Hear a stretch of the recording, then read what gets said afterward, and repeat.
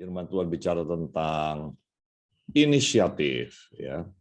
Saudara, apakah inisiatif ada di dalam Alkitab? Apakah inisiatif merupakan kehendak Tuhan di dalam bagi setiap kita? Kita lihat di dalam ayat firman Tuhan ini. Matius pasal 25 ayat 24 sampai 27. Ini adalah bagian daripada perumpamaan talenta, ya. Kini datanglah juga hamba yang menerima 1 talenta. 1 talenta itu 10.000 dinar. Ini saya sengaja tulis di situ tambahan. 1 dinar itu upah 1 hari kerja. Kalau seandainya upah 1 hari kerja 150.000, maka itu 1,5 miliar. Kalau upahnya 200.000 per hari, maka itu 2 miliar jumlah. Jadi ini bukan jumlah yang kecil, ini jumlah yang besar. Ya, menerima 1 talenta dan berkata, Tuhan, aku tahu bahwa Tuhan adalah manusia yang kejam, yang menuai di tempat di mana Tuhan tidak menabur, dan yang memungut dari tempat di mana Tuhan tidak menanam. Karena itu aku takut dan pergi menyembunyikan talenta Tuhan itu di dalam tanah. Ini, terimalah kepunyaan Tuhan. Maka jawab tuannya itu, hai kamu hamba yang jahat dan malas. Jadi kamu sudah tahu bahwa aku menuai di tempat di mana aku tidak menabur dan memungut dari tempat di mana aku tidak menanam. Karena itu, sudahlah seharusnya uangku itu kau berikan kepada orang yang menjalankan uang, supaya sekembaliku aku menerimanya serta dengan bunganya. Jadi Bapak Ibu, ini adalah perumpamaan yang disampaikan oleh Tuhan Yesus. Jadi sekali lagi saya mengingatkan bahwa di dalam Alkitab itu ada 2 bentuk kisah. Yang satu kisah yang merupakan peristiwa, itu betul-betul ada, terjadi pada zaman itu. Yang kedua adalah kisah yang dalam bentuk perumpamaan. Nah, kisah ini adalah cuman tidak pernah terjadi, tapi ini perumpamaan. Dan setiap perumpamaan yang disampaikan oleh Yesus, itu ada message utamanya, ada pesan utamanya, setiap perumpamaan. Berkali-kali Tuhan Yesus menyampaikan perumpamaan kepada murid-muridnya dan kepada umat Tuhan pada zaman itu. Dan setiap perumpamaan ada maksud Tuhan. Nah, kita lihat di dalam perumpamaan talenta ini. Kepada yang 1 orang ini, Tuhan marah ketika dia mengatakan itu dan dia kembalikan 1 talenta. Nggak hilang. 1 talenta ini tidak hilang. Jadi 10.000 dinar itu tidak hilang. Dikembalikan kepada tuannya. Tapi tuannya marah. Dan pesannya di ayat yang ke-27, itulah yang menjadi tema yang akan saya angkat pada hari ini, yaitu tentang inisiatif. Karena ayat 27 bilang ini, karena itu sudahlah seharusnya uangku itu kau kepada orang yang melainkan uang. So, memang tidak mau mengembangkan itu. Oke, kalau kamu memang mengatakan aku jahat karena kamu menjadi takut dan kamu akhirnya menyembunyikan talenta itu, seharusnya kamu punya inisiatif. Jangan kayak gini gitu. Dan ini ditegur, dan bukan cuma ditegur, dihukum, Saudara. Jadi kita lihat bahwa memang Tuhan tuh menghendaki supaya kita ini memiliki inisiatif. Nah, 3 kesalahan besar yang dilakukan oleh di dalam perumpamaan ini, ya, yang 1 talenta ini. Apa yang dilakukan? Yaitu yang pertama, kesalahan pertama adalah pikiran negatif. Saudara, hati-hati dengan pikiran negatif. Setiap kita bisa berpikir secara negatif. Setiap kita. Dalam setiap peristiwa, kita bisa menanggapinya dengan pikiran negatif. Tapi sebaliknya, kita juga bisa menanggapi dengan pikiran positif. Nah, hati-hati dengan pikiran negatif. Pikiran negatif bukan cuma sesuatu yang akan negatif, kita punya image yang buruk terhadap seseorang, bukan. Karena pikiran negatif itu akan mempengaruhi sangat besar di dalam kehidupan kita. So be careful dengan negative thinking di dalam kehidupan kita. Apa yang terjadi ketika si hamba yang menerima 1 talenta itu punya pikiran negatif? Kan dia bilang ini, Tuhan adalah Tuhan yang jahat. Tuhan menuai di tempat di mana Tuhan tidak menabur. Jadi dia punya pikiran yang begitu jelek, pikirannya negatif. Akibatnya kesalahan kedua terjadi. Jadi ketakutan, dia dikuasai ketakutan yang melumpuhkan. Saudara, setiap kita pasti pernah takut. Nggak ada kita yang nggak pernah takut. Semua kita pasti pernah takut. Tapi jangan sampai ketakutan itu melumpuhkan. Tapi percayalah, kalau ketakutan itu terus kita pelihara dalam hidup kita, maka ketakutan itu akan melumpuhkan. Tidak menghilangkan potensi, tidak menghilangkan kesempatan, tidak menghilangkan semua yang Tuhan taruh di dalam diri kita, talenta-talenta yang Tuhan taruh, tidak. Cuman dilumpuhkan. Kenapa? Karena ada ketakutan. Sehingga takut bertindak, takut berinisiatif, takut untuk melakukan sesuatu, nanti takut salah, takut gagal, takut hilang, takut macam-macam. Nah, saudara, segala sesuatu yang kita lakukan di dunia ini pasti ada risikonya. Kalau kita serba ketakutan, maka kita nggak akan ngapa-ngapain. Nah, itulah yang terjadi dengan hamba yang menerima 1 talenta ini. Pertama pikiran negatif, karena pikiran negatif akhirnya ketakutan itu muncul, dan dia dikuasai oleh ketakutan yang melumpuhkan dia. Dan kesalahan yang ketiga, jadi pasif. Ya tadi, karena dia takut, takutnya hilang, jadi malas, kehilangan semangat, dan cari aman yang salah kaprah, saudara. Hamba yang menerima 1 talenta. Karena jelas pesan Tuhan jelas ini. Karena itu sudahlah seharusnya uangku itu kau berikan kepada orang yang menjalankan uang, supaya sekembaliku aku menerimanya serta dengan bunganya. Jadi Tuhan mau mengingatkan harus punya apa? Inisiatif. Nggak boleh pasif. Nah, sekarang kita melihat apa itu inisiatif. Inisiatif adalah kemampuan untuk menilai dan memulai sesuatu secara mandiri. Jadi tanpa harus diberitahu. Tidak diberitahu, tapi dia punya kemampuan menilai dan memulai sesuatu pada yang dan juga keteguhan hati. Dan ini merupakan soft skill. Saudara, dunia mengenal yang namanya hard skill sama soft skill. Hard skill adalah kemampuan yang jelas ya. Misalnya kalau kita dalam dunia kerja, oh dia seorang programmer komputer gitu. Dia seorang akuntan gitu. Dia seorang yang memang menangani keuangan dan sebagainya, itu hard skill dan kuliah gitu ya. Tapi kalau soft skill tidak bisa diajarkan di kelas. Soft skill adalah sesuatu yang harus kita latih melalui kehidupan kita sehari-hari. Itu tidak didapatkan di kelas. Soft skill lebih kepada attitude dan juga karakter. Ya, jadi ini perlu dikembangkan di dalam kehidupan kita. Tuhan menghendaki anak-anaknya memiliki inisiatif. Ya, jadi Tuhan tuh mau supaya anak-anak Tuhan itu memiliki inisiatif.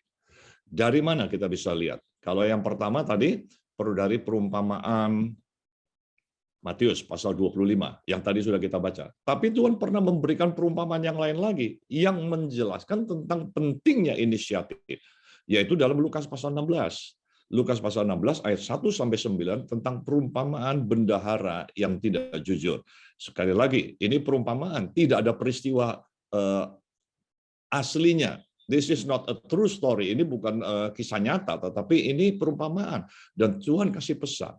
Ya, kita akan lihat apa yang ditulis di dalam perumpamaan bendahara yang tidak jujur ini. Dan Yesus berkata kepada murid-muridnya, ada seorang kaya yang mempunyai seorang bendahara. Kepadanya disampaikan tuduhan bahwa bendahara itu menghamburkan miliknya. Lalu ia memanggil bendahara itu dan berkata kepadanya, apakah yang kudengar tentang engkau? Berilah pertanggungjawaban atas urusanmu, sebab engkau tidak boleh lagi bekerja sebagai bendahara. Ayat 3, nah ini perhatikan, apa yang ada di dalam diri bendahara. Kata bendahara itu dalam hatinya terhadap dirinya. Apakah yang harus aku perbuat? Tuanku memecat aku dari jabatanku sebagai bendahara. Mencangkul aku tidak dapat, mengemis aku malu.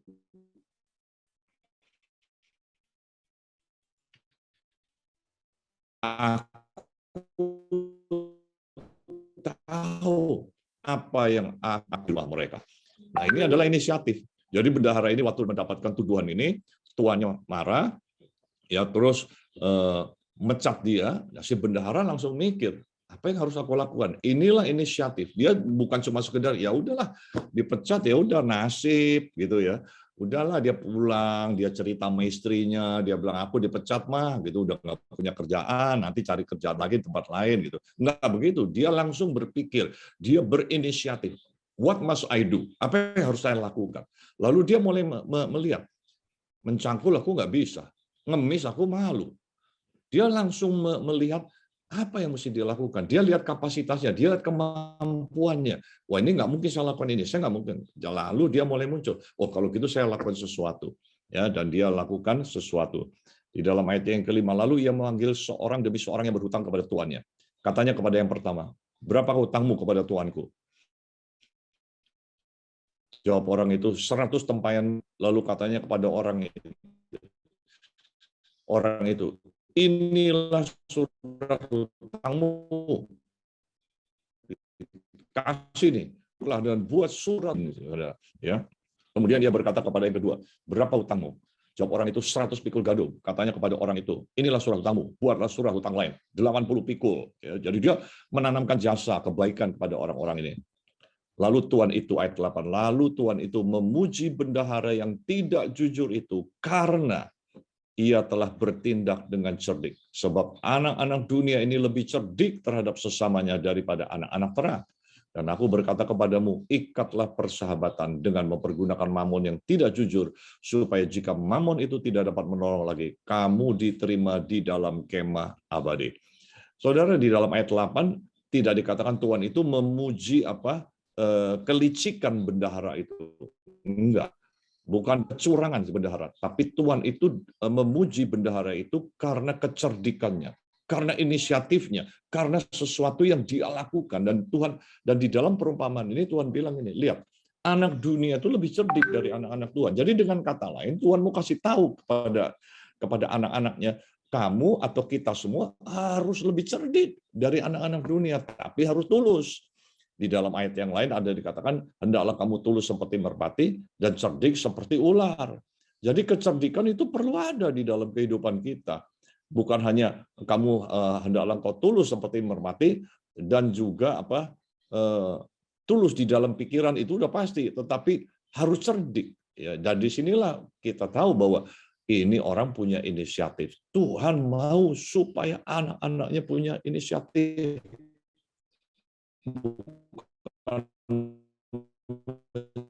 Jadi orang yang pasif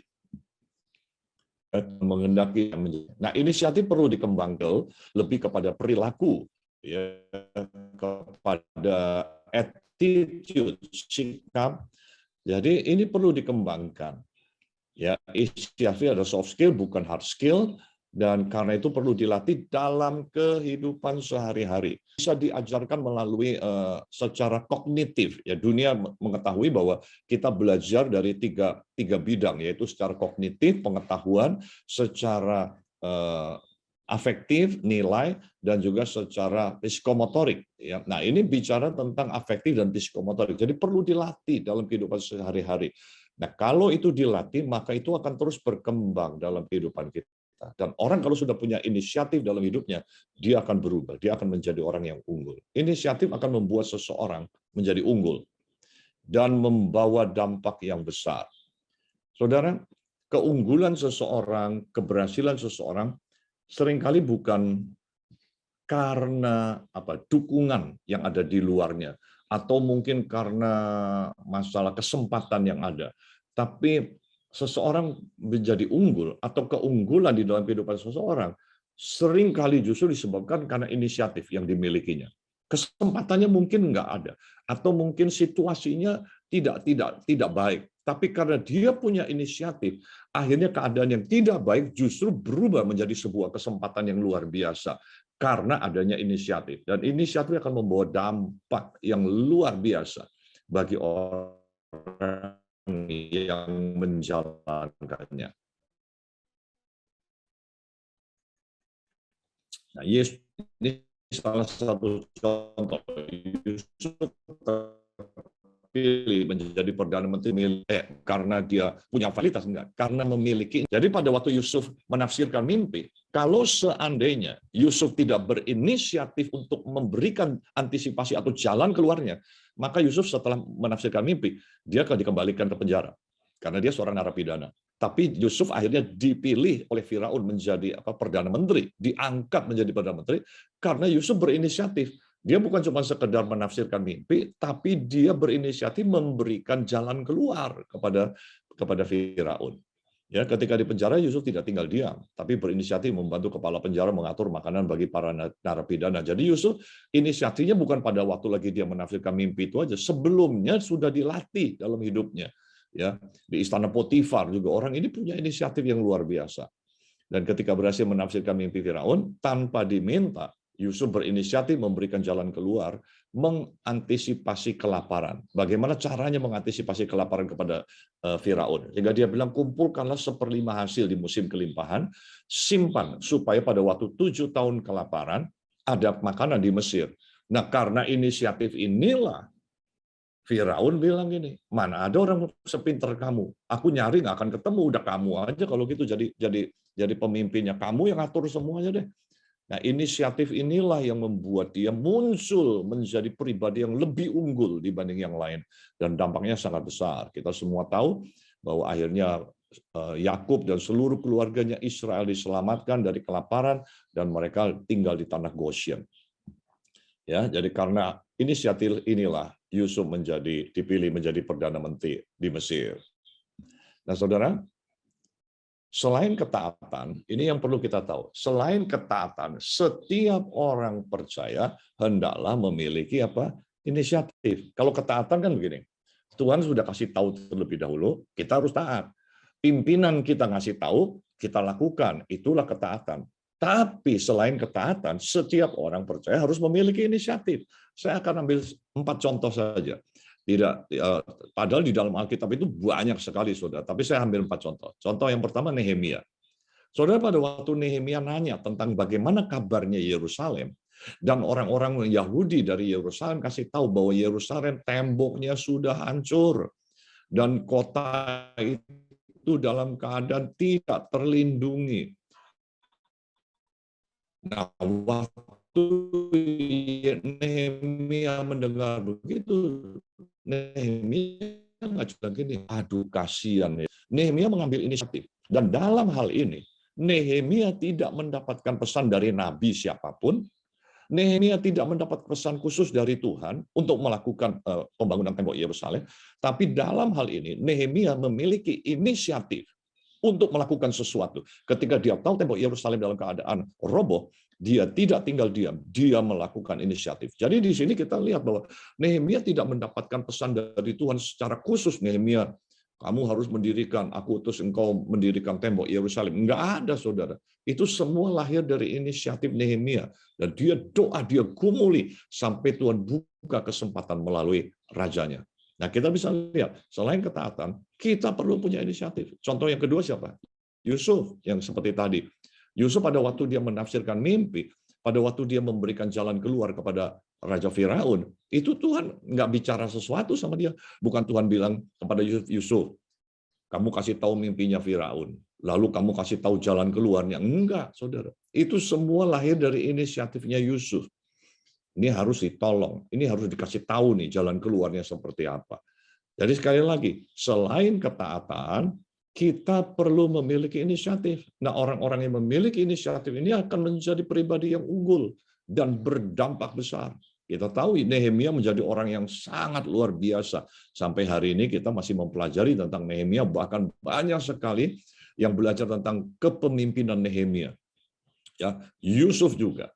Dan contoh yang lain lagi, Nehemia memang pejabat, Yusuf memang pejabat. 4 orang kusta. 4 orang kusta nggak pejabat, saudara. Ini pada waktu Samaria dikepung sama kerajaan Aram, Ben-Hadad, Raja Ben-Hadad, mereka akhirnya diembargo, sehingga Samaria, kota Samaria di dalam keadaan kelaparan, dan sampai ada ibu yang memakan anaknya karena saking kelaparan, nggak ada makanan lagi. Saudara, 4 orang kusta ini tidak tinggal diam. Tuhan tidak menyampaikan firman secara khusus kepada mereka, kepada 4 orang kusta, lalu datanglah firman Tuhan. Enggak seperti itu. 4 orang kusta ini ngomong di antara mereka, kalau kita diam di sini, kita mati. Kita masuk ke dalam kota, kota juga lagi kelaparan, mati juga. Nah, ngapain kita diam di sini? Kita mendingan maju ke perkemahan musuh, dia bilang. Siapa tahu diberikan kesempatan. Tapi kalau kita sampai ke perkemahan musuh, kita dibunuh mati, ya sudah kita mati.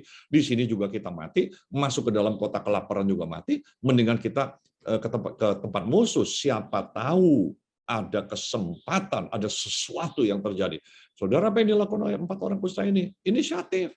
Dia punya inisiatif. Mereka punya inisiatif, dan apa akibatnya? Ketika mereka berinisiatif, Allah bekerja dengan cara yang luar biasa, sehingga tentara Aram pada waktu itu akhirnya saling baku bunuh-bunuhan, dan akhirnya mereka ngabur, mereka tinggal, dan seluruh bekal tentara yang dibawa oleh tentara Aram ditinggalkan, jadi melimpah luar biasa. Ini 4 orang kusta yang punya inisiatif, dan ketika mereka menikmati semua kelimpahan dari tentara-tentara makanan-makanan tentara Aram ini, mereka kembali berinisiatif. Wah, nggak baik nih kalau kita cuma menikmati untuk kita berempat aja. Kita harus kasih tahu ke dalam kota bahwa ini ada makanan yang luar biasa. Kita harus kasih tahu. Saudara, 4 orang kusta ini menjadi orang yang memiliki inisiatif, dan dia membawa perubahan yang sangat besar bagi Samaria pada zaman itu. Dan sampai hari ini, peristiwa 4 orang kusta tercatat di dalam Alkitab, dan masih kita bicarakan di pagi hari ini. Saudara, inilah kehebatan orang yang memiliki inisiatif. Contoh yang lain, Yonatan, anaknya Saul dan bujangnya, ketika dia punya inisiatif masuk ke perkemahan Filistin, dan terjadi kemenangan besar. Sekali lagi, selain ketaatan, setiap orang percaya hendaklah memiliki inisiatif. Jadi bukan harus nunggu pasif. Tuhan belum bicara apa-apa kok sama saya. Tuhan belum suruh saya kok. Saudara, ada saatnya Tuhan memberitahu kepada kita, tapi ada saatnya Tuhan mau supaya kita bergerak dan bertindak dengan inisiatif, dengan akal budi, dengan pikiran yang Tuhan berikan di dalam kehidupan kita. Karena itu, ingat perintah yang utama dan terutama, kasihlah Tuhan Allahmu dengan segenap hatimu, dengan segenap jiwamu, dan dengan segenap akal budimu. Jadi Tuhan mau juga supaya kita menggunakan akal budi kita, dan inisiatif memang selalu harus dimulai dengan akal kita, dengan akal budi. Jadi inisiatif harus dimiliki oleh setiap kita, dan inisiatif tidak dibatasi oleh usia. Jangan bilang gini, saya udah tua. Itu anak muda aja yang punya inisiatif. Biasanya kan anak muda inisiatifnya banyak, anak muda energinya masih tinggi, semangatnya masih luar biasa. Saya mah udah tua. Saudara, inisiatif tidak dibatasi oleh usia. Saya pernah menceritakan kisahnya Thomas More beberapa waktu yang lalu, tahun lalu di dalam Morning Chapel. Tapi saya akan mengulangi lagi, mengingatkan kita, merefresh kembali bahwa inisiatif tidak dibatasi oleh usia. Ini yang terjadi dari seorang kapten Thomas More. Usianya 99 tahun, pensiunan Angkatan Darat Inggris. Melihat perkembangan pandemi COVID-19, ini tahun 2020, jadi ini jadi 100 tahun lalu, dan ia mengkhawatirkan, ia berinisiatif untuk menggalang dana bagi para tenaga medis yang berjuang menangani pasien-pasien COVID. Jadi bayangin, ini pensiunan Angkatan Darat Inggris, udah usia 99 tahun, dia punya inisiatif. Inisiatifnya nggak muluk-muluk, dia cuma ingin melakukan sesuatu, memberikan support, memberikan dukungan kepada para tenaga medis yang lagi kewalahan menangani pandemi COVID di Inggris. Nah, namun mengingat usianya sudah sepuh, ia bisa apa? Seringkali kan, waduh, tapi saya udah tua. Saya pingin, tapi saya udah tua, saudara. Inisiatif nggak seperti itu. Bukan cuma sekedar kepingin, tapi do nothing, tidak lakukan sesuatu. Dia sudah tua, bahkan dia harus pakai alat bantu. Tapi inisiatifnya luar biasa. Tom tidak putus asa. Menjelang ulang tahunnya yang ke-100, pada bulan April tahun 2020, ia bertekad berjalan mengelilingi rumahnya sepanjang 25 meter. Sebanyak 100 putaran. Tapi dicicil 10 putaran setiap hari. Cuma 25 meter, tapi 10 putaran. Berarti ya dia akan jalan 250 meter tiap hari. Berat, saudara, untuk orang, bagi yang sehat, hal ini tidaklah susah. Namun bagi orang di usia 100 tahun, yang berjalan dengan 4 ronda penyangga, bukanlah perkara ringan. Dia lakukan ini, di pekarangan rumahnya saja dia lakukan. Rupanya apa yang dilakukan Tom ini dengan harapan dia target donasinya yang ingin dikumpulkan tidaklah muluk-muluk. Tom hanya berharap bisa menggalang dana sebesar 1.000 pound sterling yang bisa didonasikan untuk penanganan COVID-19. Aksi ini kontan menjadi pembicaraan orang-orang. Awalnya hanya di lingkungan tempat Tom tinggal, lalu meluas kota. Ketika media mas liput, didengar luar biasa karena jadi berita kan. Satu negara memberi perhatian dan dunia mulai melihatnya. Dan di hari terakhir, di hari ke-10, waktu Tom berjalan, ia mendapat pengawalan khusus dari Kesatuan Angkatan Darat di mana ia pernah bertugas. Jadi saudara bisa bayangkan, ini saking viralnya berita tentang apa yang dilakukan oleh Tom, sampai Angkatan Darat kirim pasukannya untuk memberikan support kepada dia. Dikawal, saudara. Dan